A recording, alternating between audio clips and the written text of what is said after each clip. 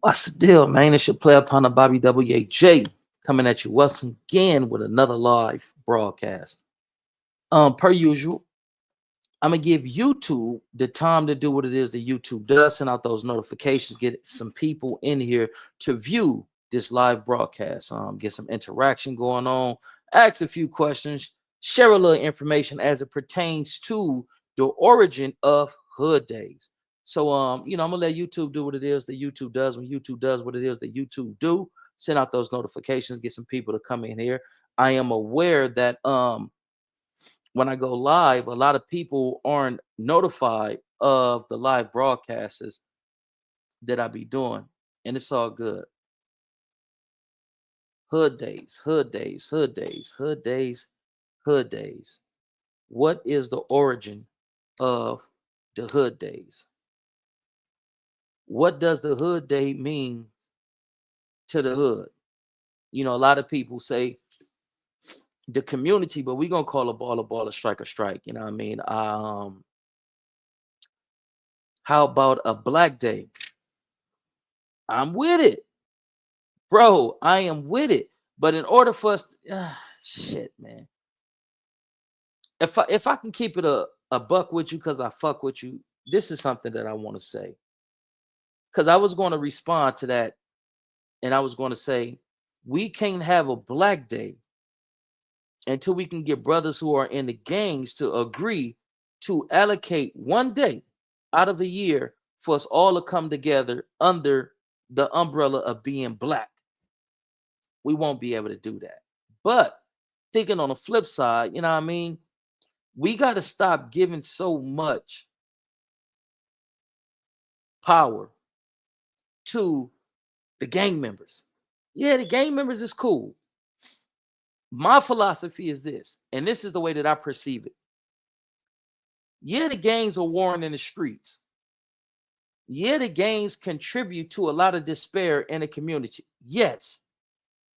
But when we're coming together and we're trying to move the community and the people forward, we got to invite some non-affiliate brothers to the table as well. We got to invite that brother who went to college and got a master degree to come from the same block that I come from, whether it's a master or a BA. This brother then went and studied, whether he studied law, psychology, whatever he studied, he can be instrumental in us trying to create something of value in our communities. So we gotta include the brothers who don't gang bang as well. Lost Coast TV, much love, peace and blessings to you and yours. Pooh, but what is the dinner now, my guy? Yay. Top of the AM champion, man. Top of the AM ice pick. What is the dinner now, man? Peace and blessings to you and yours. But these is the type of conversations that we have to start facilitating and creating. Let's bring the non-affiliates in. You know what I mean? And let's stop trying to make them appear to be weak, suckers, irrelevant. No, the motherfuckers got relevance. We come from the same community in Pure Course housing projects. This brother that went to school, got a degree, went through all the challenges of trying to find somebody to hire him. You know what I mean? And you know what I mean? A lot of people who go to college, it'd be difficult for them to seek employment in the respective field that they within their respective field of study. It'd be hard. So they go through challenges, but they persevere. We go through challenges, and one of the main, and I even deal with this today, bro. I'm gonna keep it real. I'm gonna keep it real with you. We resort back to either robbing, stealing, pimping, everything that's derogatory, everything that can lead us to prison. But here you is got a college nigga that come from the same community, and when shit got hard for him, you know what Cuz did? Cuz just when he got a second job until he can get into that position that he went to school for, that he got that master, that BA, or whatever degree that he got, until he can get into that position. He say, fuck it, I'm gonna thug it out. And we need to start adopting that type of mind state as well. We ain't always got to throw in the towel and say, fuck it, is over. But if we had a support system, if we can get up off this bullshit, this dumb shit, this counterproductive, stupid shit, and create a support system with one another, when this brother fall, nigga, pick your head up. Nigga, look, homie, the homie gotta go over there and work. But we don't have that luxury. For us, homie, when you down and out, it ain't a lot of us that can call somebody. So when you're living like that, to where the world is on your shoulders, and you trying to muster the strength to just keep on, to just carry on, that shit can affect you psychologically. When you don't have a support system, listen, man, I lost my job. I'm behind on my rent. This, that, and third. Oh, don't trip. Say no more. We got you. If you can make it here 5 days out of a week, nigga, we gonna pay you 5 days out of a week. If you need overtime, don't trip. We can put you over here, or we can. That's what we need. That's called community. All this other shit that these niggas be talking about community, man, fuck all that. That's just a nice play of word that a lot of interventionists and preventionists say, instead of saying, yeah, in my hood it's like this. They say in my community. No, fuck that. I'm not talking like these interventionists and preventionists and all. Man, fuck that. Niggas, instead of saying, yeah, in my hood, they say my community. Nigga, you're talking about your hood. Watts is a district / community in Los Angeles. We got a lot of pride about ourselves, so we don't really push LA, but shout out to LA. It's nothing but love for us to LA. Those who know that we really LA and we are South Central. You know what I mean? It's no way that you can break away from that, right? Watts is a community / district in Los Angeles, Southeast Los Angeles, right? What would I look like knowing that Watts is a community? I get on here instead of saying, hey, man, I'm from Imperial Courts, whoopie whoop whoop. That's my hood. That's my whoop. Instead of me saying that, I say community. Watts is a community. So now we're going to take this small community and we're going to dissect it and cut it into smaller components and communities or sub-communities and shit. No.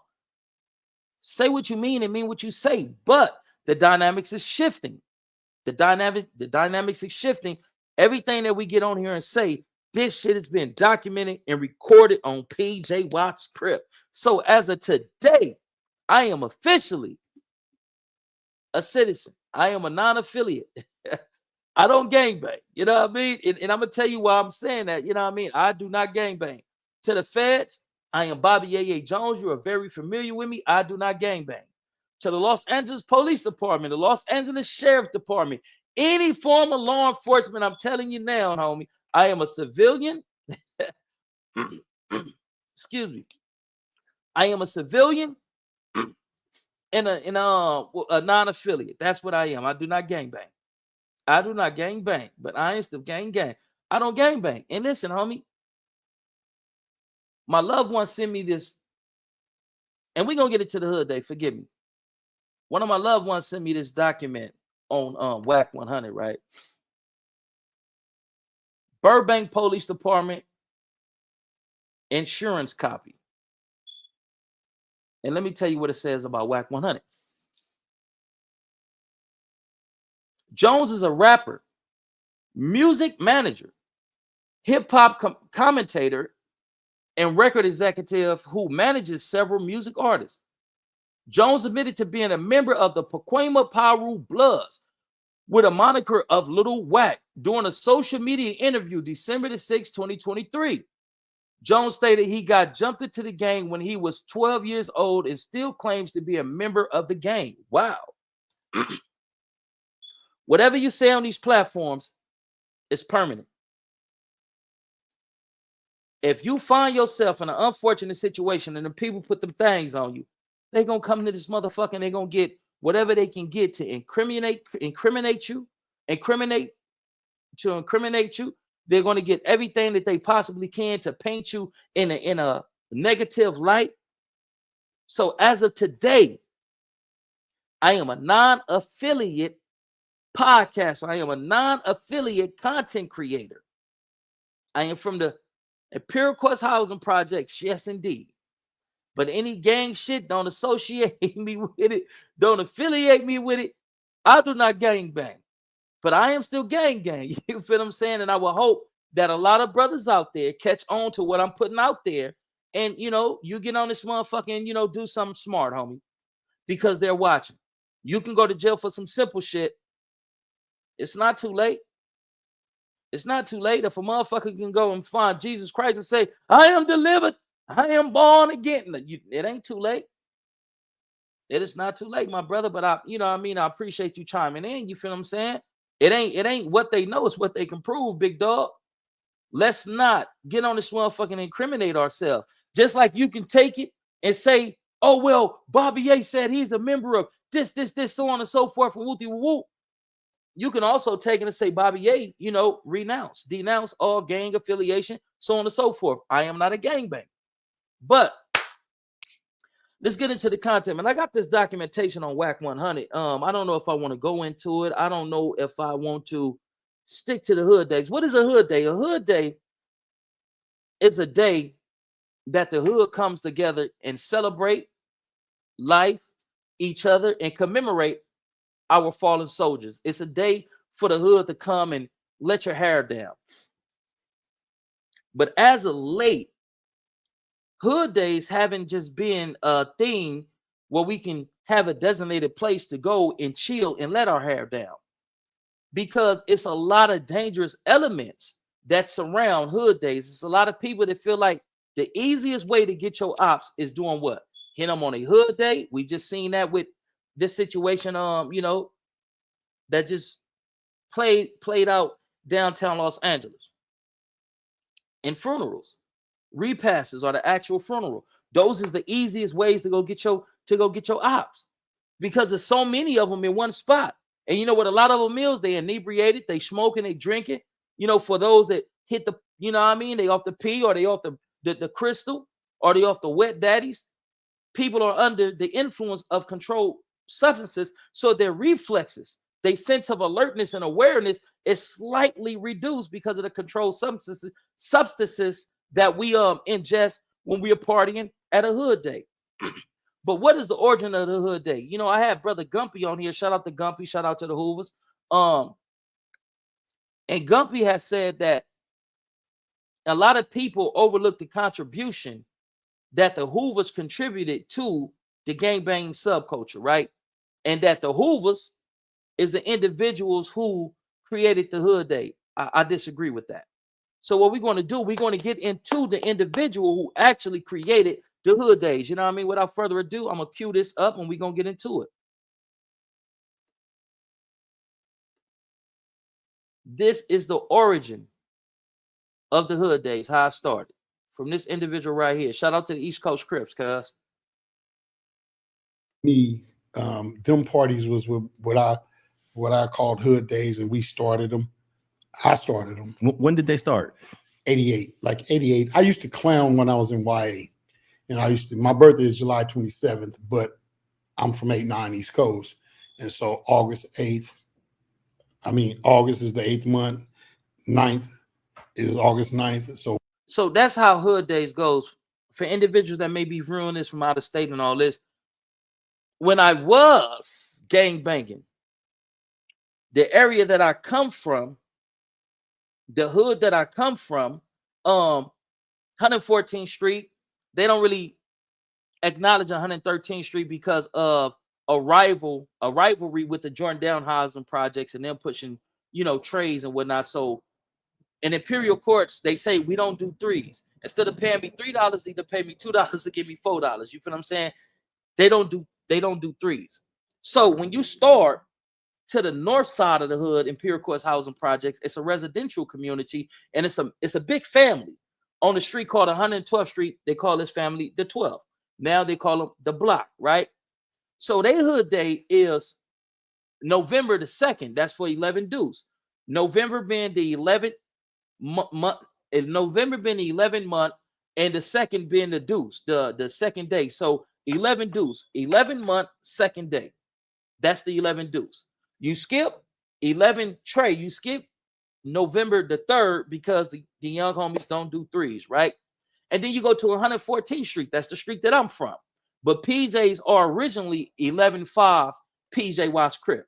Like how the Jordan Downs is 10 Trey. So they hood day would be October being the 10 and the 3rd day being the Trey, 10 Trey. So PJs, it's 11-4. So it'd be November the 4th for 114th Street. And then we have this big ass party on 11-5. So that's the 11th month, the 5th day.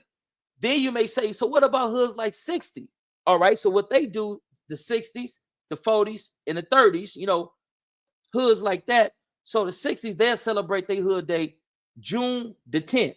So it'll be the 6th month, the 10th day, 6 times 10, 60s. And same things with the 40s. It'll be January, February, March, April. It'll be April the 10th. No, excuse me. Yeah, it'll be April the 10th for, 40s, and the same thing with the 30s. It'll be March 10th for 30, so on and so forth. And that's just what it is. But this is the dude who originated, who started the hood days. Let's get a little bit more into that, and then we're gonna segue into something else, man.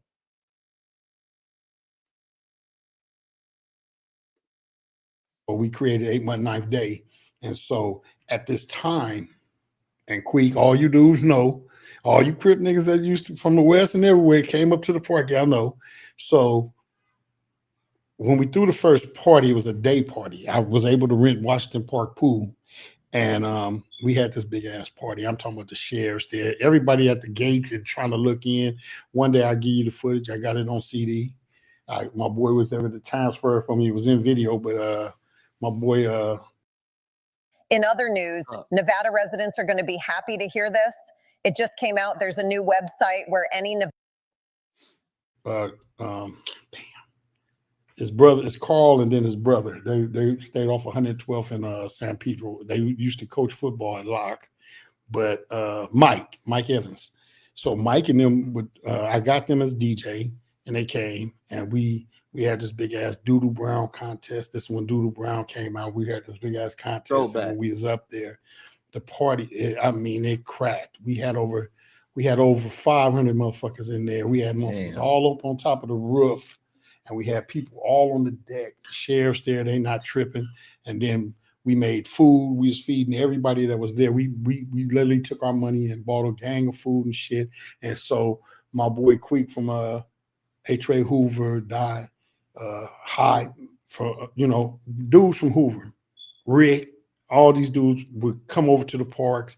They wasn't scared. They didn't have no problem because we was Crips at that time and we wasn't tripping on each other. Right. And so once we threw that party, Queek and them turned around and invited us to Manchester Park for the first A-Trade day. And four of us went over to me, Lex, little CJ. So Gumby,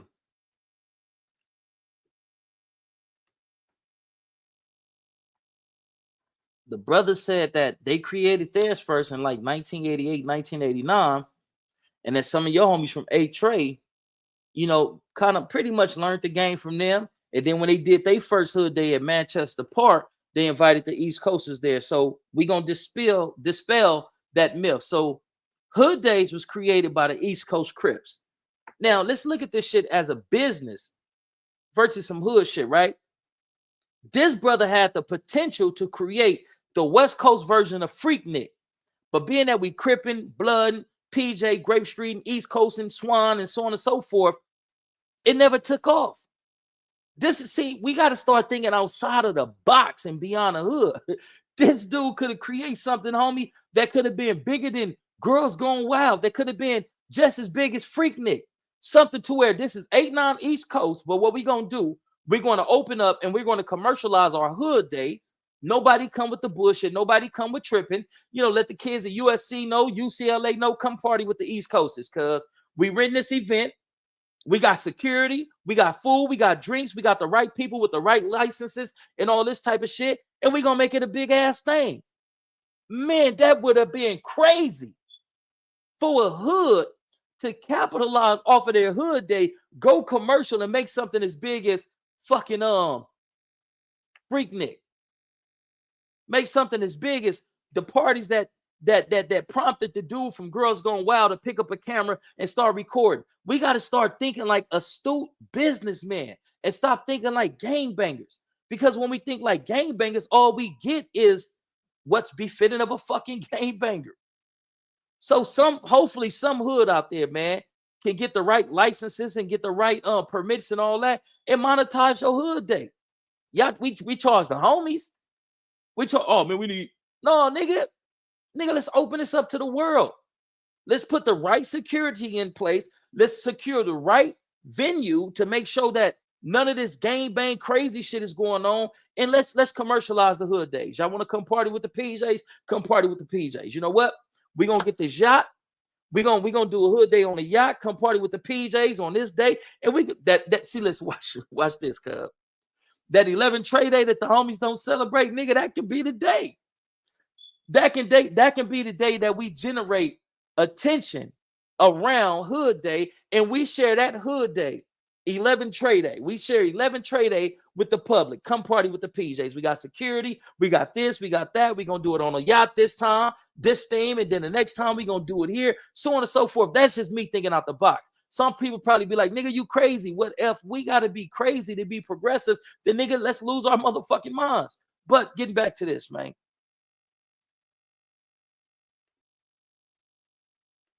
And J-Bone. It's just kind of like the beginnings of Hood Days. Hood Days. Because this is a 80s thing, right? Yeah. A late 80s thing. Yeah. Because there were no Hood Days in the 70s. No, it was like 87 when we did the first one. 87, then 88 is when it really took off. So 87 was the first pool party. And then I just realized, like, fuck it, we're going to do one next year. But in that go around, everybody else started doing it that was familiar with it. And it just grew. It grew. Next thing I knew, everybody was doing Hood Days. And for me, I flipped Hood Days. I took it and I said, fuck it. I'm going to start throwing these parties and make this money. So for like about 22 years, I made money off of day parties. And my following became almost like 800 people.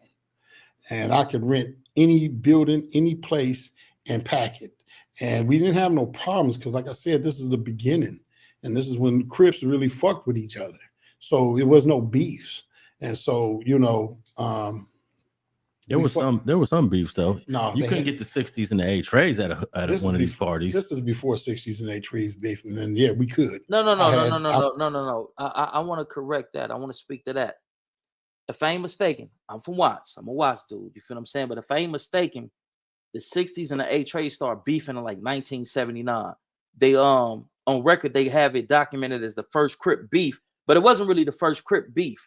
There's a Crip beef that came before that, and if I ain't mistaken, it was the Blocks and when the Hoovers. This is when the Hoovers was still pushing Crip before they converted over to criminal. So that's not true.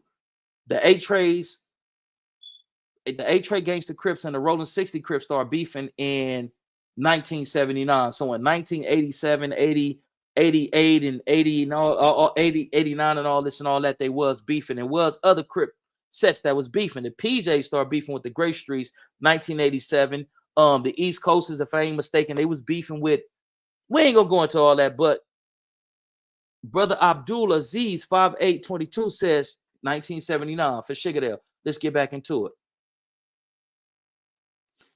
I remember we had 6 O's at the party. We had what's my nigga name from A-Trade Gangster? We had about 5 A-Trade Gangsters. It'd be Grave Streets. It'd be everybody in But there. these beefs go back to 79. Even the Broadways, the faux trays, the 5 trays. Right. It wasn't beefs like that. It was just Shit, what you it wasn't mean it beefs wasn't where you was killing each other. Man, you know what I'm saying? Hold on, let we me meet pause up, that. we squabble, and then that's it. It was no fuck your hood. Hey, I disagree with Brother Bear on that, man. Them motherfucking wars in the 80s, man. Them motherfuckers was crazy. I'm talking about Crip on Crip wars. Them motherfuckers was crazy. Hold on, I want to queue up my next thing. Where's that? Yeah, I disagree. I disagree with OG Bear on that one, man, because in the 80s, motherfuckers was getting their shit twisted. The PJs in the Gray Streets was in a Cold War, 1987, July the 4th, going all the way into 1992. Took a cool little break, but within that break, which they call the Peace Treaties that Watts was able to sustain for almost 10 years, there were still isolated situations where motherfuckers then got their hats brought to them and motherfuckers then felt the power of them doodle poppers and dudes had to go to the round table. And when the PJs, the Gray Streets, in certain situations with the bounty hunters, when shit happened, niggas went to the round table and niggas decided, hey, listen, this ain't worth us going back to war for. So you holler at your little homies, I'm about to go get on my little homies, and nigga, we gonna resolve it like that. You know what I mean? Conflict resolution. And that's why Watts was able to sustain peace from 1992 to like 2003, 2004, some shit like that. But don't be deceived and think that it was just straight peace. Like, no. Some of they homies that felt that hot shit. Some of my homies that felt that hot shit. And same thing with the bounty hunters. Niggas was still finding themselves in heated situations to where hot shit was exchanged. But instead of going back to war, being that it was flesh wounds and, you know what I mean, the motherfucker gonna survive, they'll come to the table and say, listen, homie, this one right here ain't worth us picking up these AKs and getting back cracking on one another. But let's get back into the content. Good and this and that and that. Is he did this and we gonna deal with that dude. That's what it was. And so I disagree with that, but it's all good. I just want to share with you what is the origin of the hood days, where it come from, right? So this is a celebratory event. This is a situation to where we get together and we party with the homies and we have a good time. And, you know, it should be some form of rest and relaxation. But you got to understand that during these hood days, if the right level of safety and security, usalama, isn't implemented, it can be to the detriment of that hood. You can't go to a hood day and let your guards down. No, we got to go into hood days with alert mode because there's individuals out there, you know, lurking. There's individuals out there that may be in connection with certain bitch ass niggas and certain dishonorable bitches that be dropping locations. As soon as you come out the hood day, it's a full-fledged bang out. You feel what I'm saying? The last hood day that I went to, that's when I had on the polo joint. Well, I always wear polo. But the last hood day that I went to, it was either 2000 or 2001, right? No, excuse me, 2020 or 2021. As everybody assembling, and we going into and this is some real shit on PJ Crip. As everybody assembling, and we going into the venue, going into the building to, you know, celebrating all this and all that. Guess what happened? A nigga from Gray Street got a bike. The nigga, like, he got the bike, but the bike on flat, so he ain't riding a bike. And for you that know, for you all who know, PJs and Gray Streets do not get along. Certain key dudes, you know, certain dudes may have certain connections over there, but as a hood, as a collective, do not get along. It's like lions and hyenas just don't get along, right? So a dude from Gray Street is you know, towing his bike down the street, and the homies bang on him like, "Hey, cuz, where you from?" He said, "I'm from Gray Street Wild's Baby Low Crib." One of the homies like, "Man, we got one." Cooler heads had to prevail. Like, "No, cuz, man, let the AOG go on about your business," because he sensed it. He heard the homie say, "We got one." So he trying to figure out, like, what's gonna come next. Do I run? If he had a pistol and then he would have tried to put it out, it would have been bad for him, like real bad for him. But by the grace of God, cooler heads was able to say, "No, cuz, let that nigga go on about his business. AOG, go on about your business." So now we thinking like, damn, cuz, is this nigga gonna go alert his homies, even though we ain't say we from PJ Wild's Crip, but you could tell by the blue rags, you could tell by the Blue Jay hats and all this and all that, these niggas is from PJs. But we gave the nigga a pass, the nigga going about his business. So when everybody in their party and all this shit, you know, doing their thinning and all this, we hear some shots. And when we hear some shots, everybody is on defense. Everybody, you know what I mean? Everybody don't really have the heart of a gunslinger, but yet they want to be a gangster. So some niggas, they can hear shots and they can just start returning shots out of fear. Just, you know what I mean? So what I will say is a lot of guns were produced and everybody is doing an investigation. Where the fuck them shots come from? So on and so forth. A lot of us running outside of the party, looking around all the time. One of the homegirls get into it, another one of the homegirls, and baby start busting. Some shit as simple as that. And that minor infraction, that minor mistake, that shit could have got a lot of people killed. Especially certain individuals who are a certain type of way. That shit could have been catastrophic, cuz, on PJ Crip. But I'm gonna show you this, and we're gonna get into the actualization of hood days, cuz.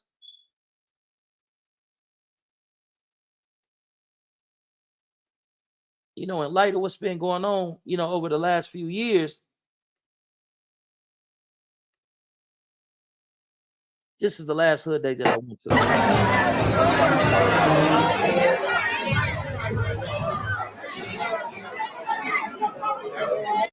B-Ray, put that shit on, B-Ray. Oh, B-Ray. You put that shit on Crip. Yeah. Okay, yeah. Oh, man.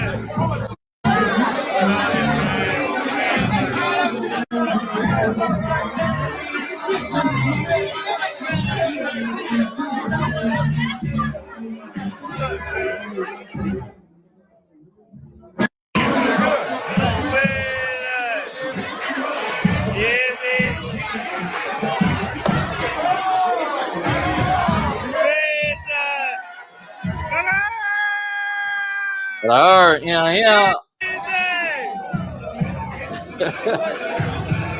Hey, the little homie tripping because niggas got on $2,000 and $3,000 outfits. All this type of shit. This nigga spread niggas with champagne and all this and all that. Like, but you know what I mean? It is what it is. Cuz and Pure Course Housing Projects. PJ Watch Chris, man. When we do it, we really do it. Like, you feel what I'm saying? But let's get back into this content, man. Shout out to all my homies. Cuz love you niggas. Cuz on PJ. Well, not on PJs. Forgive me. I turned over a new leaf.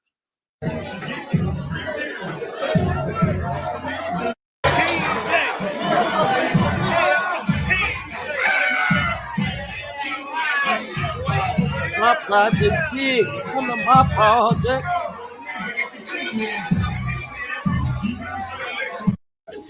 My job.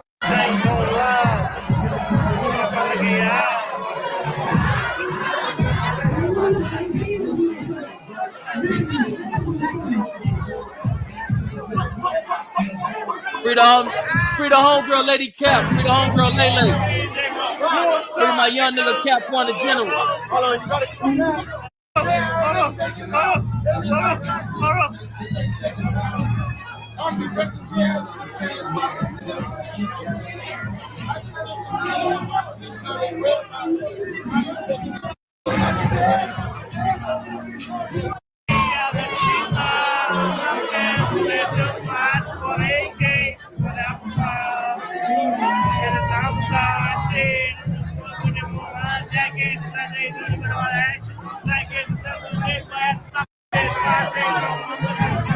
Rest in peace to the homie Tamale. Rest in peace, Dudog, PJ Crip. I mean, not PJ Crip. I turned over a new leaf.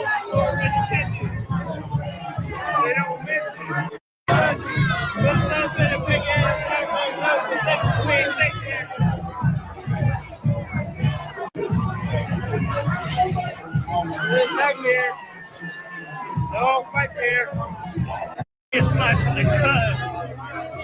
I got to get slashed in the cut. Yeah. Shout out and salute to the tiny homies.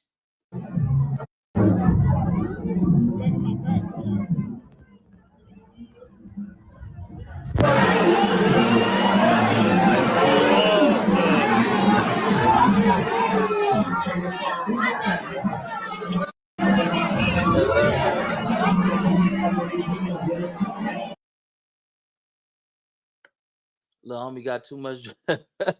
Cuz got too drunk. He got too much drink in his system. You know what I mean? See that's that right there, man. That's the, you know, the fun side of it. But there's a flip side to hood days. There's a more grim side to hood days, and we're gonna explore that as well, man. You know what I mean? When you go to these hood days, you gotta understand, cuz, that there's a certain element of danger that may rob you of your life, that may extinguish your life, and you may not make it back to your kids. In hood days is a celebratory event for the hood, for the homies, right? But you got individuals that's from the community, and I'm talking about that's from the hood, right? You got individuals that's from the hood, from that section, that's not necessarily gang, that's not necessarily PJ or Gray Street or East Coast or Bonnie and all that. They grew up with the homies. So they're like, oh, Wooty Woo gonna be there, and Wooty Woo gonna be there. I'm about to go give me a fit, and I'm gonna be in attendance as well. But this person don't push PJs, this person don't gang bang, this person don't get in cars and go lurk and all that. They just from the section. So they want to come and see some old faces and all that. They probably been working shit for a year straight, not literally, you feel me? They probably been doing a lot of work, a lot of overtime, and they want to come and unwind. But you got to ask yourself, are you willing to deal with the potential, the dangers that can be associated and affiliated with hood days? Unfortunately, let's get into the content. Here we go. I believe this happened in like 2020.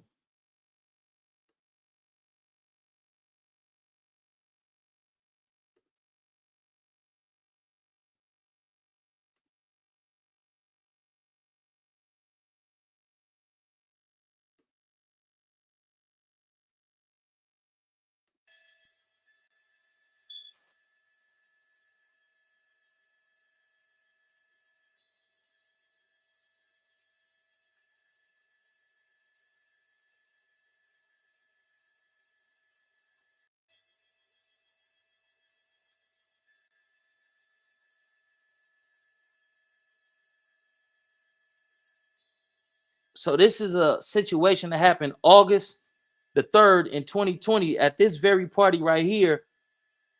A young sister by the name of Brandy, rest in peace to her, man, sending, continued prayer to the sister's family. But even at this hood day in 2020 on August the 3rd, a young sister who was in attendance, she lost her life. Rest in peace to that sister. And then here's another situation, that's the grim reality of, hood days. When we go to hood days, man, we gotta be in a state of vigilance. But if I gotta be hyper aware and vigilant, then I really can't have fun, chill, and do the things that we intend on coming to do.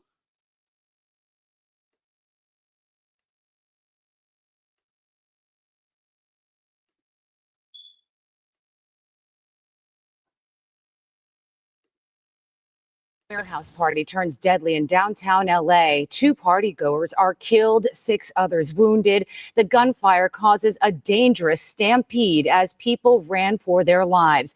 Police responded to the party hours earlier, shutting it down and even arresting one person who had a gun. Yeah, but that didn't stop a deadly shooting later in the night. Carlos Aceto is live in downtown LA. He's got the latest on this. Carlos. Hey there, this mass shooting happened overnight, just a few hours after police shut down a warehouse party here in downtown LA involving more than 50 people. Tonight, 2 of those people are now dead, including a father of 3. Mayhem overtakes a warehouse party in downtown LA overnight, just hours after LAPD officers shut it down. A large crowd is seen blocking the street on 14th Place near Griffith Avenue. And at one point, police had to form a skirmish line to clear them away. It was just before 1 a.m. Monday when police were called out again after reports of shots being fired.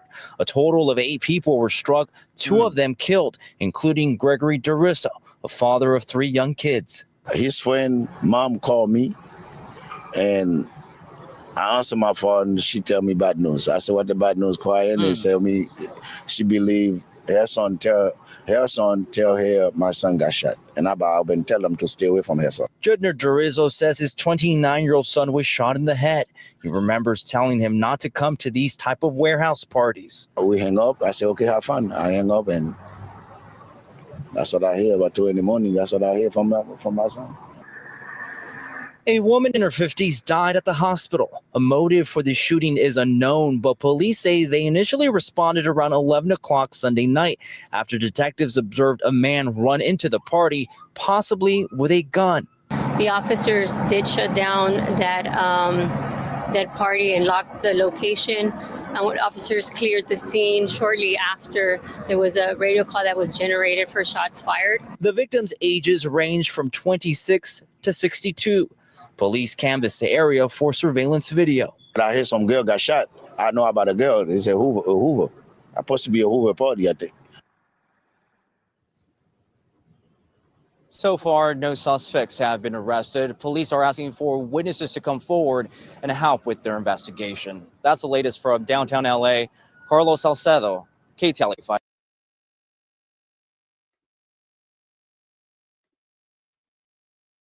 That's the flip side to hood days, cuz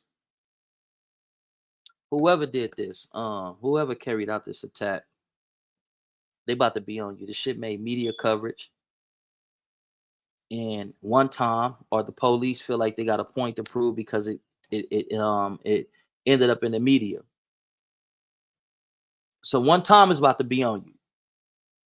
You pretty much just threw your life away. You fucked your life over. You gotta ask yourself, was it worth it? Like, was it really worth it? Cuz was that worth that? Like on Crib. And this is what not on Crib because I turned over a new leaf. Feds, I do not gangbang.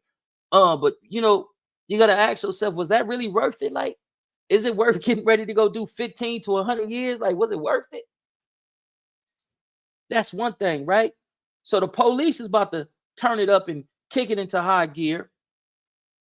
And being that the shit made the news, the Hoovers, it's about to turn it up and kick it into high gear because it'll make them look a certain type of way if they did not turn it up on the ops or the enemigos and turn it, and take it into, high gear. But at the end of the day, who the fuck win? When white people go out and party and Yeah, dude, come on. Let's party, dude. This party is fucking crazy. They don't have to worry about the motherfucker getting shot up. They don't have to worry about whether or not they're going to make it home. And if they do worry about whether or not they make it home, it ain't because somebody, extinguished their life prematurely. It's all, dude, man, I drunk some brown, I drunk some white, and then we're out of liquor, and then I drunk some champagne, and I followed that up with some wine, dude. I was fucked up, dude. I don't know how the fuck I made it home. That's what they be worried about. The most they be concerned about is allowing one of their buddies to get behind the wheel of a car and drive while he's inebriated or while he's intoxicated. They don't worry about what they call a mass shooting going down. And what do we have to do as a people, as a community, and as a collective to reduce this type of shit? Cuz to combat gang violence, homie, that's taking mothers away from their children, father away from their children. And then you got to ask yourself, is partying that serious? Is me wanting to party, is it that serious for me to go out here in a hood function? Because even though everybody that's here isn't pushing the hood, some of them is just residents of the hood who have good relationships. Is me being in concert, is me congregating with these individuals worth me potentially lose my life? No, fuck no, it's not worth it.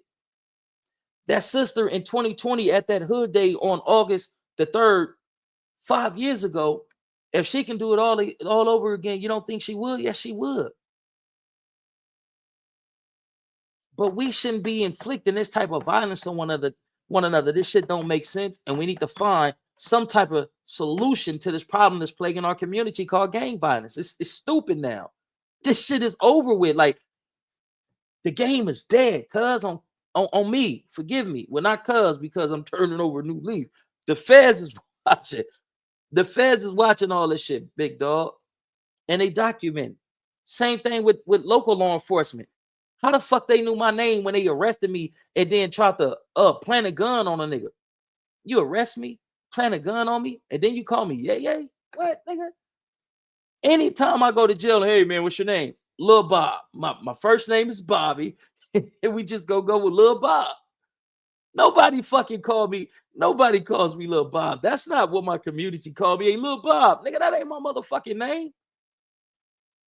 So it shows that they either watching my broadcast or certain informants. It's feeding them information. Either way, neither one of them is cool. So we have to be very meticulous on the things that we reveal and speak on in regards to, making content, big dog.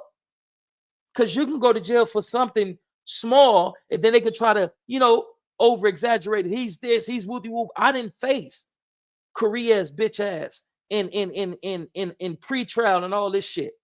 Oh, he's a gang member, and they do these IR cards, right?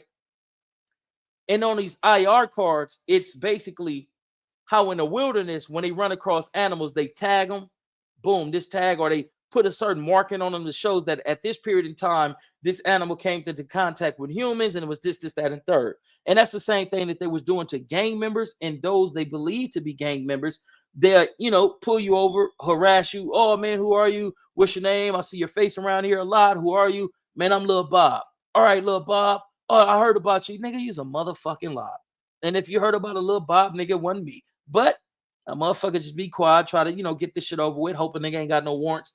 All right, man, we're just gonna identify you, hit you with an IR card, run your ID, and if you're clean, we're gonna let you go. But what they do, they falsify information on these IR cards. They say, on this day, I encountered Little Bob in Empirical housing projects in a gang stronghold of the PJ Watch Crips, and he admitted to being an active PJ Watch Crip. This, that, and third. Nigga, he's a motherfucking lie, nigga. We don't admit gang affiliation. At least I don't. Where you from, man? I don't gangbang, man. What's your name? My name Lil Bob. You feel what I'm saying? Like, because admitting that type of shit, man, it can have disastrous. It can have a disastrous effects. So they make it seem this shit crazy. Yeah, let's get back into the content. Yeah, but the police will make it seem like they came across you, they came in contact with you, and you admitted to being a gang member. So when I had went to jail for a pistol, a simple pistol, right? They hit me with ex-con possession of a firearm, ex-con with possession of ammunition because it was an extended clip on a joint that I had got caught with in 2009. It wasn't caught on my person. Somebody was telling the police what to look at. Somebody had seen me get rid of the thinner thing, and they told the police, hey, the thing is right there. But make a long story short, they hit me with the gang enhancement. So something that carries 16 months, 24 months, 3 to 5 years, I'm looking at 21 years. How are you looking at 21 years for a gun possession? Ex-con possession of a firearm. That's one charge. They took one charge and split. Ex-con in possession of a firearm. Ex-con in possession of ammunition. They hit me with 2 charges. They hit me with a gang enhancement. You know, they hit you with the gang enhancement. That's like 10 years. Then they took a juvenile strike and they boost up the time. They doubled the time off a juvenile strike. I got the strike struck in. The director and writer of Imperial Dreams brought the script. They read the script, love the script, and that's why I'm right here talking to you now. But what I'm saying is this: let's not give them the ammunition that they're going to utilize to try to hang us by our nuts. That's what I'm gonna say. Hood Days is an amazing thing to get the community together, but what we have to understand is Hood Days shouldn't be open to, as of right now. Hear me out, because I don't want you to say, oh, you contradicted yourself. Hood Days shouldn't be open to everybody who's reside in the community or in that section in the hood at some point in time. Like, you feel me? It shouldn't be open to everybody as of right now until we can find a way to commercialize it, put the right security detail in a place, secure a venue to where you don't have to worry about shootings and all this and all that. It should be closed for certain people. In the PJs, we understand this dynamic, right? So what we did is a family day. And I think we got another one coming up to where individuals from the state of the Imperial Course projects as far back as the 1950s and the 1960s, 1970s, they come and we all get together, we barbecue, we have an amazing time at an undisclosed location, and we just have an amazing time. So this isn't a hood event. This is an event that celebrates and commemorate family. You feel what I'm saying? But Inglewood Legend says her and B Blank Red was cool with each other. Oh, that's in the comment. Hey, but listen, without further ado, man. Brilliance Win says, why tell them the game? Tell who the game? Inglewood Legend says, Ben knowing her. Oh, okay, that's something different.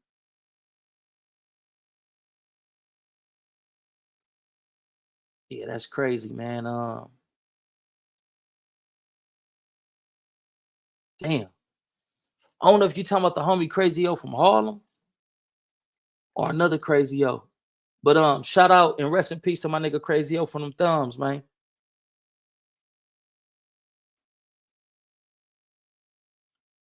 My play upon a Bank Star 2200 TV says times have changed. We got to take the blinders off.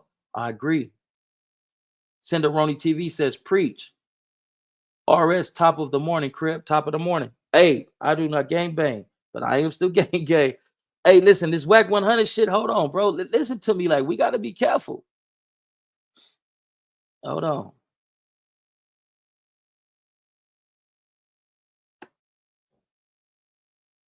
Jones' background in gang affiliation.